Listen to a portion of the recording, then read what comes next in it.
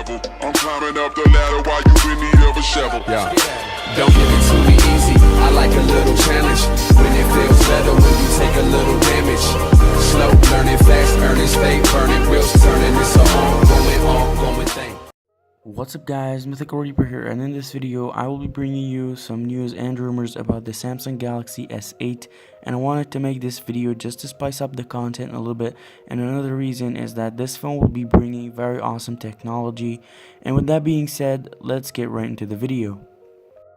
A report from Korea's ET News says that Samsung wants to ditch the home button and integrate its functionality into the display instead, just like Apple's rumored iPhone 8. Samsung allegedly wants to do this to fill all the front of the Galaxy S8 with just a screen. The Galaxy S8 may have significantly smaller bezels than the Galaxy S7. And Park Won-sang, a principal engineer for Samsung Display, said that the company was aiming to introduce an OLED display with a greater than 90% screen-to-body ratio.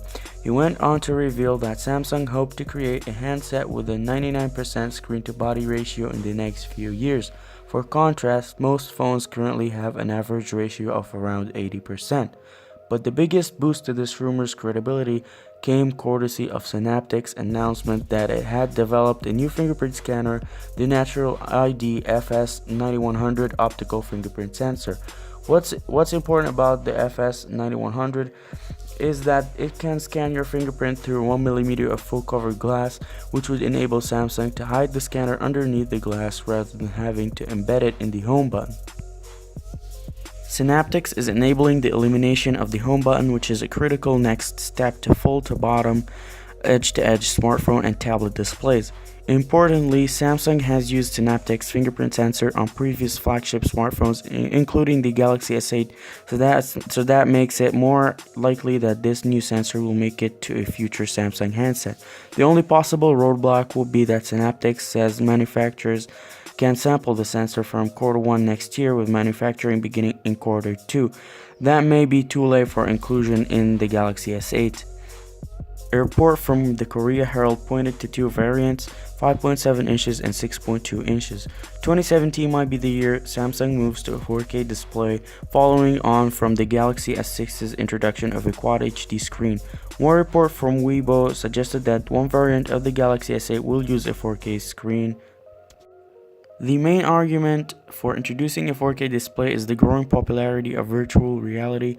When you use a Gear VR headset today, you're looking at the Galaxy smartphone's Quad HD screen, but because the image display is in stereoscopic mode, split in two, basically then you're getting half resolution.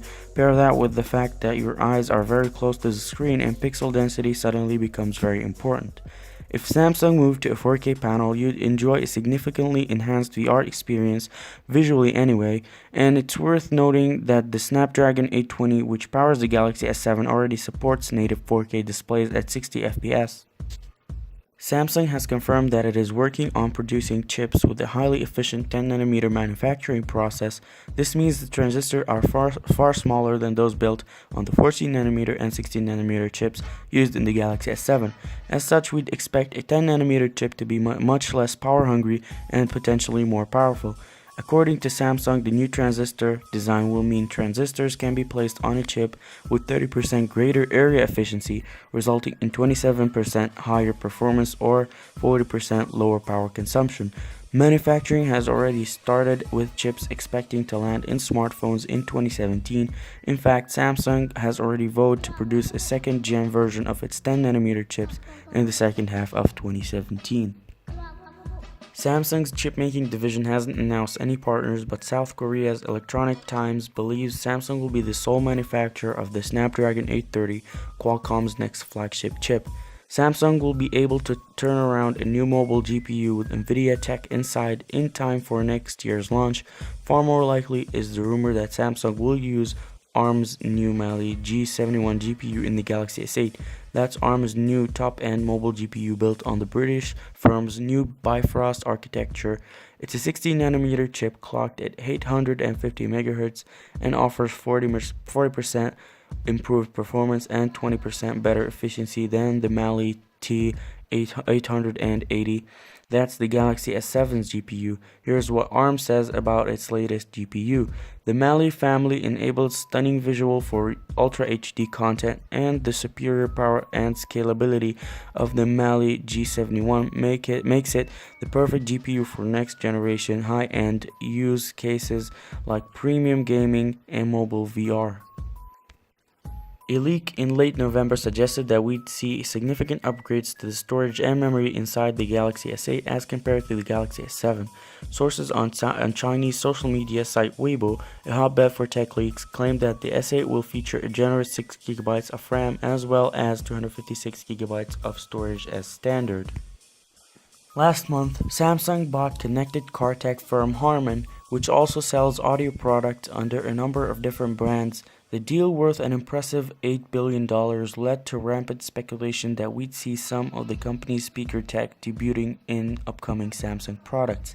The acquisition is still underway, so Harman's technologies are unlikely to feature in the Galaxy S8, which could launch very shortly. Also, the investor Park John-han, senior VP at Samsung, said, if we are to adopt Harman's high-end audio technology for the Galaxy S series phone, the first model could come in 2018. One key upgrade could come in the form of a dual-lens camera module. Huawei used the technology in its recently launched Huawei P9, and Apple followed suit with the iPhone 7 Plus. While the Galaxy S5 and Galaxy S7 were aqua-friendly, the Galaxy S6 was not, which shows Samsung is willing to skip over waterproofing for design purposes. However, the waterproof Galaxy S8 was extremely well received, so it seems unlikely that Samsung will tamper with its winning formula too much. Samsung could also follow Apple's suit and ditch the headphone jack on the Galaxy S8. The USB Implementers Forum recently published its audio device class 3.0 specification, which details a standard for phone makers that allows audio to be transmitted via USB Type-C. The new standard is a clear bid to incentivize Android phone manufacturers to abandon the age-old 3.5mm audio jack for greener USB-C shaped pastures. Fewer connectors will open the door for innovation in countless ways and make it easier to design waterproof or water-resistant devices. A new report by specialist blog Sam Mobile says that Samsung is currently developing a Gear 360 Pro, a 360-degree camera that will succeed this year's Gear 360. It's supposedly set to launch at the same time as the Galaxy S8, which we're currently expecting to arrive between February and April next year. So these are all the information that I found about the Galaxy S8. Hope you guys did enjoy this video. Let me know in the comments what you think about this. And subscribe if you haven't already for more content, just like this video right here. Well, I upload mostly Call of Duty, but just subscribe if you want to see that. And I'll see you later. Peace.